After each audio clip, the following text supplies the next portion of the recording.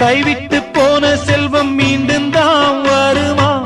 காயங்கள் ஆறிவிடுமா? காலம் மாறி வருமா? இருண்ட வானம் வெளுக்குமா?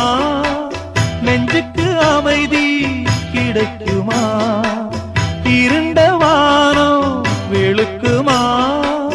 நெஞ்சுக்கு அமைதி கிடைக்குமா?